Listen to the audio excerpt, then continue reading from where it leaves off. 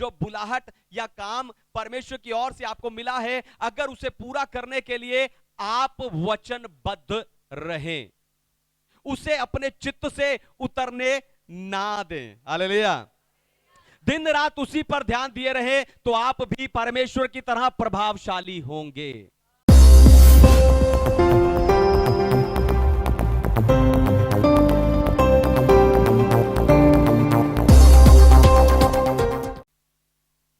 Hallelujah. तो आइए आज के वचन में चलें, पवित्र शास्त्र बाइबल से आज का संदेश सुने। और आज का संदेश है, परमेश्वर आपको मनुष्य बनाना नहीं चाहते थे। परमेश्वर आपको मनुष्य बनाना नहीं चाहता था। हालेलुया। उत्पत्ति अध्याय 1 वचन 26 में परमेश्वर कहते हैं कि आओ हम मनुष्य को अपने स्वरूप और अपनी समानता में बनाएं। लेकिन परमेश्वर आपको मनुष्य बनाना नहीं चाहते थे। परमेश्वर ने आदम को भूमि की मिट्टी से रचा, लेकिन परमेश्वर आपको मनुष्य बनाना नहीं चाहते थे। परमेश्वर ने आदम के नथनों में जीवन का श्वास फूंक दिया और आदम जीवित प्राणी बन गया, लेकिन परमेश्वर आपको मनुष्य बनाना नहीं चाहते थे। आपको बताऊं, परमेश्वर आपको शरीर के अधीन एक मनुष्य बनाना नहीं चाहते थे। परमेश्वर आपको शरीर की अभिलाषाओं के अधीन एक मनुष्य बनाना नहीं चाहते थे। परमेश्वर आपको पाप के अधीन एक मनुष्य बनाना नहीं चाहते थे। परमेश्वर आपको बीमारियों, कमजोरियों के अधीन एक मनुष्य बनाना नहीं चाहते थे। हालेलुया। इसलिए आदम नींद के अधीन नहीं था। हालेलुया। इसीलिए आदम नींद के अधीन नहीं था। परमेश्वर ने खुद उसे गहरी नींद में डाला। फिर आदम को परमेश्वर ने अदन की वाटिका में काम करने के लिए रखा था। आदम इतनी बड़ी वाटिका में अकेला काम करता था, लेकिन उसे पसीना नहीं आता था, उसका पसीना नहीं बहता था। इसीलिए जब आदम की वाटिका से परमेश्वर से निकाला तो कहा कि अब तू अपने पसीने की रोटी खाया करेगा। हालेलुया। यानी परमेश्वर आपको मनुष्य बनाना नहीं चाहता था। अब सवाल यह उठता है कि अगर परमेश्वर आपको मनुष्य बनाना नहीं चाहता था, फिर वो आपको बनाना क्या चाहता था? ध्यान से सुनिए, परमेश्वर आपको मनुष्य नहीं ईश्वर बनाना चाहता था। हालेलुया। हालेलुया। परमेश्वर आपको मनुष्य नहीं ईश्वर बनाना चाहता था। यही बताकर आज मैं आपको उत्साहित करने जा रहा हूं। लेकिन उससे पहले मैं चाहता हूं कि दुनिया भर से जितने विश्वासी स्पिरिचुअल पैशन असेंबली यानी आत्मिक उत्साह की सभा के संदेश को सुनते हैं, हम जोरदार ताली से उनका स्वागत करें।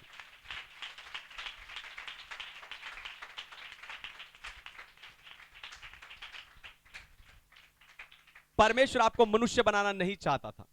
पहली बात, परमेश्वर ने मूसा को परमेश्वर ठहराया। परमेश्वर ने मूसा को, पढ़िए निर्गमन की पुस्तक अध्याय 7 वचन 1, एक्सोडस चैप्टर 7 वर्स 1। तब यहोवा ने मूसा से कहा, सुन, मैं तुझे फिरौन के लिए परमेश्वर सा ठहराता हूँ और तेरा भाई हारून तेरा नबी ठहरेगा। आमीन। परमेश्वर के नाम की महिमा हो। तो जब परमेश्वर ने इजराइलियों को छुड़ाने के लिए मूसा को मिस्र भेजा, तो वहां उसका सामना मिस्र के राजा से हुआ जो बहुत शक्तिशाली था। तो उस शक्तिशाली राजा से मूसा डर ना जाए, ध्यान से सुनिए, उस शक्तिशाली राजा से मूसा डर ना जाए, इसलिए परमेश्वर ने मूसा को ही परमेश्वर ठहरा दिया। हालेलुया। मूसा को ही परमेश्वर ठहरा दिया।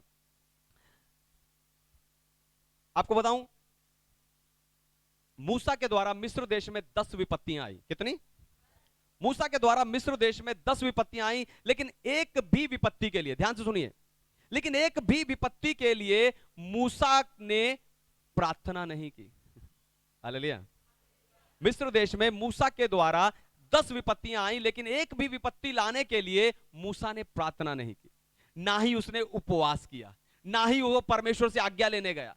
मूसा बस कहता था और हो जाता था। हालेलुया। हालेलुया।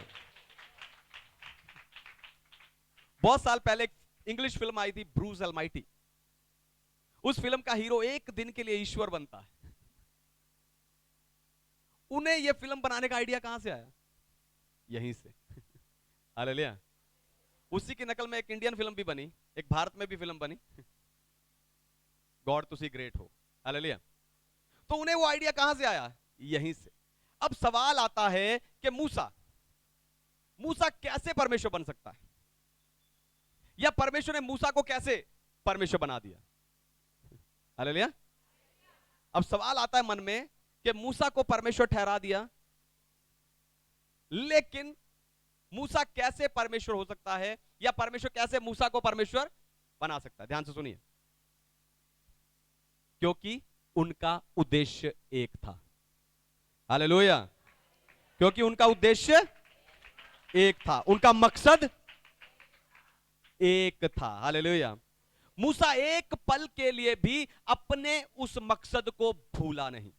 कितनी मुश्किलें मूसा के सफर में आई, उन 40 सालों में कितनी मुश्किलें मूसा के सफर में आई, कितनी लड़ाइयां मूसा को लड़नी पड़ी, कितनी बार लोग मूसा के विरुद्ध बुड़बुड़ाए, लेकिन एक बार भी मूसा अपने उस निर्णय को, उस मकसद को भूला नहीं, उससे पीछे नहीं हटा। हालेलुया। जो बुलाहट या काम, ध्यान से सुनिए, जो बुलाहट या काम परमेश्वर की ओर से आपको मिला है, अगर आप उसे पूरा करने के लिए वचनबद्ध रहें। ध्यान से सुनिए, दोबारा सुनिए, जो बुलाहट या काम परमेश्वर की ओर से आपको मिला है, अगर उसे पूरा करने के लिए आप वचनबद्ध रहें, उसे अपने चित्त से उतरने ना दें। हालेलुया। दिन रात उसी पर ध्यान दिए रहे तो आप भी परमेश्वर की तरह प्रभावशाली होंगे। हालेलुया। उस मकसद के कारण आप भी परमेश्वर की तरह प्रभावशाली होंगे। अगर आप आराधक हैं, ध्यान सुनिए, अगर आप आराधक हैं, चर्च में आराधना करते हैं, तो आपको सोमवार से ही प्रार्थना सहित सोचना शुरू करना चाहिए कि मैं कौन से गीत गाऊं, कैसे गाऊं, और आपको लगातार उनकी प्रैक्टिस करना चाहिए। हालेलुया। फिर अगर आपको एक मीटिंग चलाने के लिए दिया गया कि आपने हफ्ते में एक दिन जाकर वहां ये मीटिंग चलाना है, अगर आपको एक मीटिंग चलाने के लिए दिया गया तो आपने प्रार्थना से ही सोचना है कि मैं उसे और अच्छे ढंग से कैसे करूं। हालेलुया। लोग बंद करने के लिए तो सोचते हैं बंद कर दूं। मैं कह रहा हूं कि आपको और अच्छे ढंग से सोचना है कि मैं उसे कैसे करूं, है ना, कौन से गीत, प्रार्थना, वचन वहां पर चाहिए, वो आपको प्रार्थना सहित सोचना है। ऐसे ही अगर आप सफाई की या दरी बिछाने उठाने की या कैमरा ऑपरेट करने की या कोई भी काम आपको मिला हो, आपको सोचना है कि मैं इसे और अच्छे ढंग से कैसे करूं, तब आप प्रभावशाली होंगे। हालेलुया। हालेलुया। काम सबको मिलता है, लेकिन उससे कैसे करना है, कितने प्रभाव से करना है, प्रभावशाली कैसे होना है, यह आप पर निर्भर करता है। हालेलुया। दूसरी बात, पौलुस खुद को यीशु की जगह रखता है। पौलुस खुद को यीशु की जगह रखता है। पढ़िए दूसरा कुरिन्थियों की पत्री अध्याय 2 वचन 10, 2 Corinthians chapter 2 verse 10। जिसका तुम कुछ क्षमा करते हो उसे मैं भी क्षमा करता हूँ, क्योंकि मैंने भी जो कुछ क्षमा किया है, यदि किया हो तो तुम्हारे कारण मसीह की जगह में होकर क्षमा किया है। आमीन। मसीह की जगह में होकर क्षमा किया है। हालेलुया। तो यहां पौलुस कुरिन्थियों की कलीसिया को एक दूसरे से प्रेम करने और क्षमा करने के विषय में सिखाते समय कहता है कि जिसके पाप तुम क्षमा करो, मसीह की जगह होकर मैं भी उनके पापों को क्षमा करता हूं। आप देखो, झगड़ा आपस में उन लोगों का हुआ होगा, कलीसिया के लोगों का, कुरिन्थियों की कलीसिया के लोगों का हुआ होगा, है ना। उनका कुछ भी पौलुस से लेना देना नहीं है, उस झगड़े का कुछ भी पौलुस से लेना देना नहीं है, उन्होंने पौलुस का कुछ भी बिगाड़ा नहीं है। हालेलुया। इसलिए पौलुस कहता है जब तुमने ही माफ कर दिया तो फिर मैं भी क्या करता हूं, मैं भी तुम्हारे कारण उन्हें क्षमा करता हूं, मेरी क्या दुश्मनी। हालेलुया। आपको बताऊं, इस वचन के बारे में बहुत विवाद हैं। कई लोग कहते हैं कि पौलुस ने यह वचन मसीह के स्थान पर होकर नहीं, मसीह की उपस्थिति में होकर कहा कि मैं उन्हें क्षमा करता हूं। कुछ लोग कहते हैं कि पौलुस ने यह वचन मसीह के जगह होकर नहीं, पर मसीह के नाम से क्षमा करता हूं, ऐसा कहा है। मैं उन लोगों का, उन इतिहासकारों का विरोध नहीं कर रहा हूं। उस वचन को जो उन्होंने कमेंट्री किया, जो भी उन्होंने व्याख्या किया, मैं उनका विरोध नहीं कर रहा हूं। लेकिन मैं एक चीज जरूर कहना चाहता हूं, ये पौलुस ने जैसे भी कहा हो, पर पूरे दृढ़ विश्वास के साथ कहा है। हालेलुया। उसने जैसे भी कहा हो, दृढ़ विश्वास के साथ कहा है। जब आप भी, ध्यान से सुनिए, जब आप भी अपनी कही बात पर शक नहीं करते, तभी, केवल तभी, मैं फिर कहता हूं केवल तभी आप मसीह के स्थान पर होकर कुछ कह सकते हो। हालेलुया। आपने एक बीमार के लिए प्रार्थना किया और कहा ठीक हो जाएगा, लेकिन 2 दिन बाद वो अपनी रिपोर्ट लेकर आपके पास आता, कहता मैं तो ठीक नहीं हुआ। ये सुनकर आप निरुत्साहित हो जाते हो और आप सोचने लगते हो प्रभु मुझ में क्या कमी रह गई। पर आपको बताऊं, आपको निरुत्साहित होने की जरूरत नहीं है। उल्टा आपको उस व्यक्ति को कहना कि जाकर किसी दूसरी लैब से दोबारा टेस्ट करा, मैंने जो कहा है मसीह के स्थान पर होकर कहा है और वही सच होगा, वही सच होगा।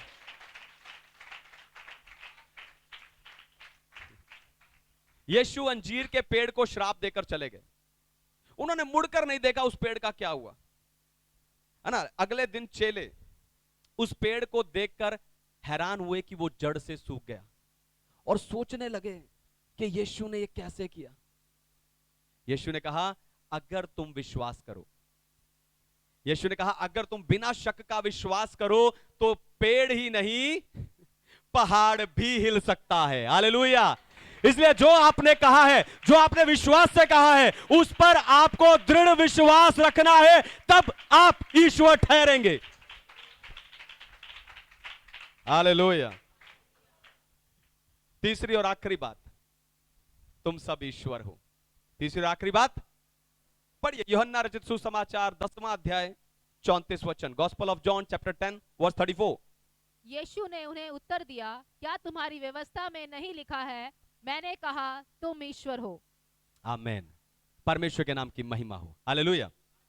तो यहूदियों ने यीशु को मारने के लिए पत्थर उठा लिए।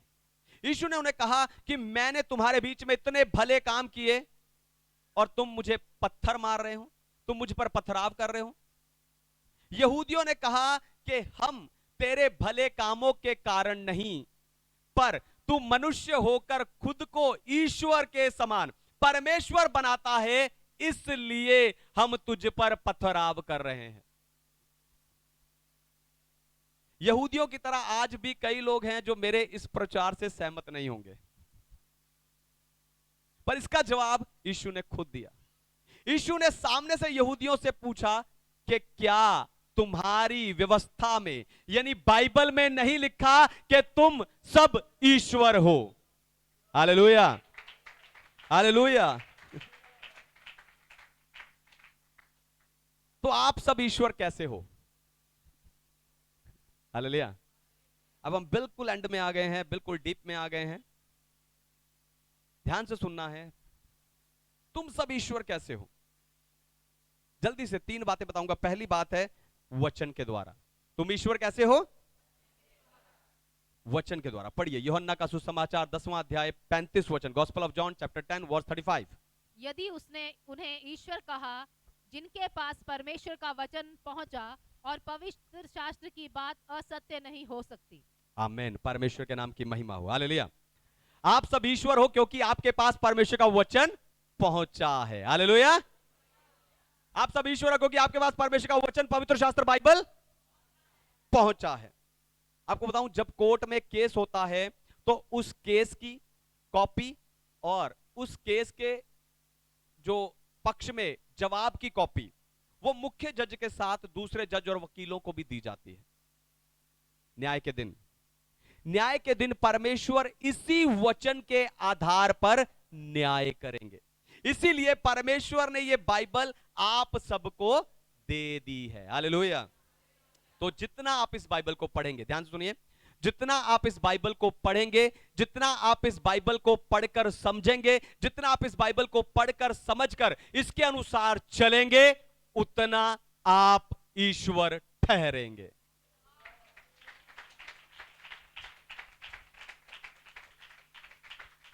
तुम सब ईश्वर हो। दूसरी बात, क्यों हो ईश्वर?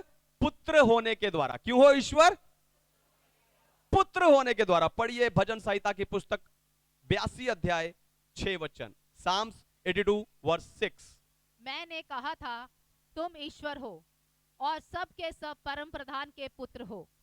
यीशु ने इसी वचन के आधार पर यहूदियों से सवाल पूछा, क्या तुम्हारी व्यवस्था में नहीं लिखा तुम सब ईश्वर हो? और क्यों ईश्वर हो? क्योंकि परम प्रधान परमेश्वर के पुत्र हो। हालेलुया। क्योंकि परम प्रधान परमेश्वर के पुत्र हो। शेर का बच्चा शेर होता है। हालेलुया। शेर का बच्चा, अगर आप परमेश्वर के बच्चे हो तो आप परमेश्वर हो। हालेलुया। अगर आप परमेश्वर के बच्चे हो तो आप परमेश्वर हो। बस आपको पता नहीं है कि परमेश्वर के बच्चे व्यवहार कैसे करते हैं। हालेलुया। आप परमेश्वर हो, लेकिन आपको पता नहीं है कि परमेश्वर के बच्चे व्यवहार कैसे करते हैं, उनका कैसा व्यवहार होता है। इसलिए रोज अंगीकार करो। हालेलुया। इसलिए रोज अंगीकार करो कि परमेश्वर तू मेरा पिता है और मैं तेरा बेटा और बेटी हूं। और प्रार्थना करो कि परमेश्वर मैं जब तेरा बेटा हूं मुझे तेरी तरह देखना सिखा। परमेश्वर जब मैं तेरा बेटा हूं मुझे तेरी तरह बोलना सिखा। परमेश्वर जब मैं तेरा बेटा हूं मुझे तेरी तरह सोचना सिखा। परमेश्वर जब मैं तेरा बेटा हूं मुझे तेरी तरह काम करना सिखा, ताकि मैं भी यीशु के समान कह सकूं कि मैं वो करता हूं जो स्वर्ग में पिता को करते हुए देखता हूं।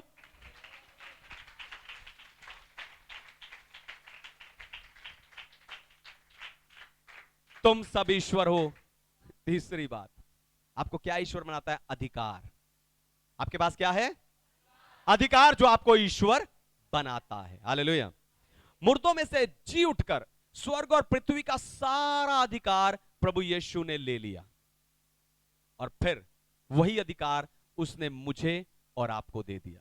उसने कहा कि पृथ्वी के छोर तक जाओ, सुसमाचार सुनाओ, चेले बनाओ, है ना, बपतिस्मा दो, बीमारों को चंगा करो, दुष्ट आत्माओं को निकालो। तो जब आप इस अधिकार को इस्तेमाल करते हो, ध्यान सुनिए, जब आप इस अधिकार को इस्तेमाल करते हो आप परमेश्वर ठहरते हो। हालेलुया। आए अपने स्थान पर खड़े। और क्योंकि हम एक बहुत ही अद्भुत शिक्षा की ओर बढ़ रहे हैं,